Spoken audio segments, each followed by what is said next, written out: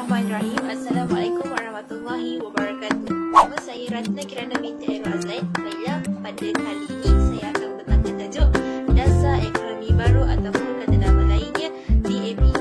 Dasar Ekonomi Baru atau New Economy Policy telah diperkenalkan pada tahun 1970 sebagai reaksi pada kejadian yang berlaku pada 13 Mei tahun 1969. Dasar ini telah dijalankan pada tahun 1970 hingga tahun 1990 sebagai pembangunan ekonomi dan perpaduan negara dalam masyarakat yang berpihak kaum. Okey, DAB ini telah dilaksanakan oleh Kerajaan Malaysia dan Tunku Abdul Rahman yang merupakan Perdana Menteri ketika tahun itu dalam rangka rancangan jangka panjang pada tahun 1970 hingga tahun 1990. Okey, antara isu yang terdapat dalam DAB adalah jurang sosio-ekonomi antara Bumiputera dengan bukan Bumiputera. Yang kedua, jurang sosio-ekonomi antara bandar dan desa. Yang ketiga, jurang sosio-ekonomi antara negeri pantai timur dan dengan negeri pantai barat. Dan yang keempat, jurang sosio-ekonomi antara negeri di semenanjung tanah Sarawak dan Sabah. Okey, secara keseluruhannya matlamat DAB ini bersifat serampang dua mata, iaitu mengurangkan dan seterusnya membasmi kemiskinan di dalam negara kita dengan menambah pendapatan dan memperbanyakkan peluang pekerjaan kepada semua rakyat tanpa mengira kaum. Jadi kat sini dia nak bagi tahu yang masa tu mereka nak bersikap saling adil dan saling saksama. Manakala mereka juga telah menyusun semula masyarakat untuk mengurangkan dan menghapuskan pengenalan kaum kepada fungsi-fungsi ekonomi. Jadi sekian sahaja daripada saya. Assalamualaikum warahmatullahi wabarakatuh.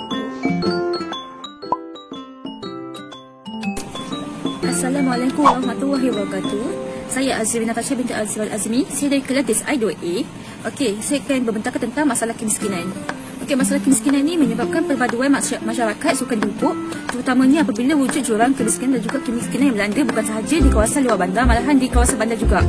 Ramai Bumiputera yang menguasai sektor pertanian tradisional yang merupakan golongan berada pada kadar kemiskinan. Oleh itu, saya akan bentangkan tentang faktor masalah kemiskinan juga usaha yang dilaksanakan untuk mengatasinya. Faktor pertama adalah kemiskinan ialah bencana alam yang boleh menyebabkan penyakit dan juga kerosakan tanaman.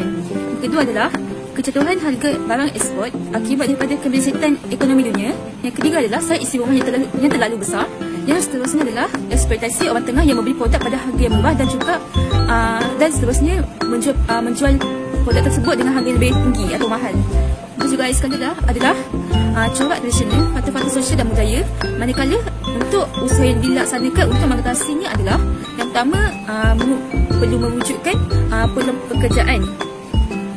Okey, yang kedua adalah menambahkan daya pengeluaran dan pendapatan. Yang ketiga adalah memberikan peluang kepada orang yang bekerja di sektor rendah daya pengeluarannya berpindah ke sektor yang lebih lumayan. Yang keempat adalah mengurangkan jurang perbezaan pendapatan antara kaum dan juga kawasan, contohnya bandar dan luar bandar.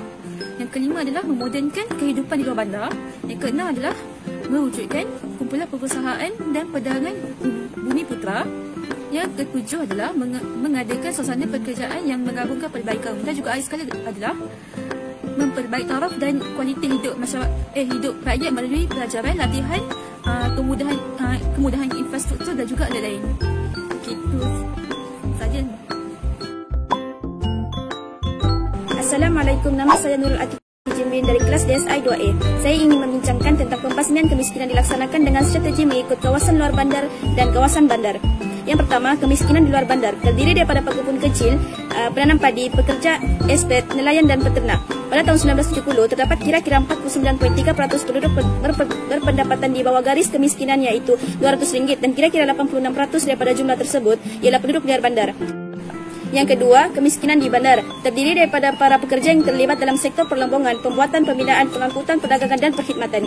Dalam tempoh 20 tahun pelaksanaan DAB, kadar kemiskinan di bandar berkurangan daripada 21.3% pada tahun 1970 kepada 7.5% pada tahun 1990. Selain itu, menyusun semula masyarakat, iaitu amalan pecah dan perintah yang dilaksanakan oleh British menyebabkan berlakunya tumpuan kaum mengikut fungsi ekonomi tertentu. Situasi ini menyukarkan agian kekayaan negara dan keadilan negara ini perlu disusun semula supaya ketidakseimbangan tersebut dapat diatasi. Penyusunan semula masyarakat dilakukan dengan strategi yang berikut. Pertama ialah peningkatan pendapatan penyusunan kadar kemiskinan mengikut kaum. Pendapatan kaum Bumiputera berjaya dinaikkan dan perbezaan pendapatan dengan kaum lain dapat dikurangkan terutama bagi kaum Cina. Pendapatan kaum Bumiputera pada tahun 1970 berjumlah $172 sebelum meningkat kepada $614 pada tahun 1987. Selain itu, penyusunan semula corak guna tenaga. Pada peringkat awal, kaum Melayu amat kurang terbabit dalam kumpulan ikhtisas dan etnik melainkan guru. Oleh itu, lebih ramai orang Melayu diserapkan ke dalam sektor ini. Begitu juga dengan sektor perniagaan, kaum lain diserapkan supaya tidak jurang yang besar berbanding dengan kaum Cina. Selain itu, penyusunan semula hak milik dalam sektor syarikat. Golongan Bumiputera juga amat sedikit dalam aspek permodalan ataupun memegang mana-mana saham syarikat orang Melayu digalakkan untuk menyertai sektor ini. Dan seterusnya, peningkatan lain-lain pencapaian seperti dalam sektor industri serta pembangunan bandar dan luar bandar, iaitu penduduk Bumiputera di bandar-bandar juga semakin meningkat, misalnya daripada 41.3% pada tahun 1985 kepada 44% pada tahun 1988. Kesimpulannya, dasar ekonomi baru di IB ini ialah berjaya mengubah hampir keseluruhan sistem sosial masyarakat majmuk di Malaysia dengan menjalankan strateginya untuk menghadapi realiti perbezaan etnik dan dalam usaha dinafikan bahawa hasil pelaksanaannya adalah positif. Dan dasar ini mencapai perpaduan nasional melalui falsafahnya, iaitu pembangunan dengan pengagihan saksama. Selain itu, ekonomi negara mengalami perkembangan yang memberangsangkan. Purata pertumbuhan ekonomi negara meningkat dalam tempoh 20 tahun tersebut. Sekian itu saja daripada saya. Sekian, terima kasih. Assalamualaikum, nama saya Nurul Huda binti Muhammad Siti DSI 2A. Hari ini saya akan membentangkan tentang model ekonomi baru, iaitu boleh juga dikenali sebagai MEB. MEB telah dilaksanakan oleh Perdana Menteri ketiga, iaitu Datuk Seri Najib pada 30 Mac 2010. Dan ia bertujuan untuk meneruskan dasar-dasar sebelum ini, iaitu dasar ekonomi baru dengan dasar pembangunan nasional. Antara asas utama dasar-dasar sebelum ini dilaksanakan adalah untuk pendekatan terhadap pembahagian ekonomi yang sama rata antara semua kaum melalui strategi membasmi kemiskinan. Dan yang kedua ialah untuk meningkatkan pendapatan negara. Model ekonomi baru ini dijangka akan melonjakkan ekonomi sebagai negara maju menjelang tahun 2020. Dan keutamaan MEB adalah untuk menangani masalah jurang pendapatan membasmi kemiskinan tanpa mengira kaum, meningkatkan pendapatan semua golongan yang berpendapatan rendah. Model ekonomi baru ni pada asasnya terbahagi kepada dua, iaitu model fasa utama, iaitu fasa pertama yang bermula 30 Mac 2010. Fasa kedua iaitu bermula selepas pembentangan Rancangan Malaysia ke-10. Jadi model ekonomi baru ni dia ada 4 tonggak utama, iaitu program transformasi ekonomi PTE yang di mana ia mewujudkan negara berpendapatan tinggi, keterangkuman dan kemampuan sasaran. Dan yang kedua, konsep satu Malaysia, iaitu slogan rakyat didahulukan, pencapaian diutamakan, mendahulukan perkara yang menjadi kebimbangan rakyat, penyampaian perubahan asas ke seluruh negara. Ketiga, program transformasi kerajaan, iaitu PTK, di mana penyampaian berkesan dalam perkhidmatan kerajaan. Dan yang keempat ialah Rancangan Malaysia ke-10 RMK10 bersasaran pertumbuhan makroekonomi, peruntukan perbelanjaan. Dan seterusnya ialah matlamat utama model ekonomi baru, iaitu ingin menjadikan Malaysia negara maju berpendapatan tinggi dengan ciri keterangkuman dan kemampanan menjelang 2020. Assalamualaikum, nama saya Nur Salihah binti Ishak, Diploma Syariah Islamiah kelas 2A. Hari ini saya akan membentangkan tentang ciri teras model ekonomi baru, iaitu MEB. Ciri teras MEB terbahagi kepada 4. Yang pertama, berpandukan pasaran. Apa itu berpandukan pasaran? Sektor swasta akan menjadi penggerak utama pertumbuhan dalam pelaburan berpandukan pasaran dan pengeluaran semakin dikuasai oleh barangan dan perkhidmatan yang mempunyai nilai tambah yang tinggi dalam persekitaran yang bersaingan. Yang kedua, tadbir urus yang rapi. Kerajaan ini memiliki fasilita yang cekap untuk menerusi rangkaian kerja kawal sedia yang rapi. Dia fokus pasaran tu dan membantu pasaran yang lain. Kerajaan ini dia akan terus berperanan menangani gangguan daripada kegagalan pasaran yang tak dapat dielakkan. Yang ketiganya, firma swasta. Pertubuhan ini bukan kerajaan dengan masyarakat sivil. dia akan menaruhkan hasrat untuk mencapai standard takbir urus yang diterima pakai pada peringkat antarabangsa.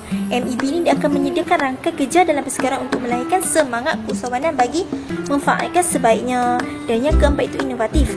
Inovasi dan teknologi ini akan menjanakan produk, perkhidmatan dan proses kreatif yang memiliki nilai tambah yang tinggi dalam arena teknik, sosial dan institusi.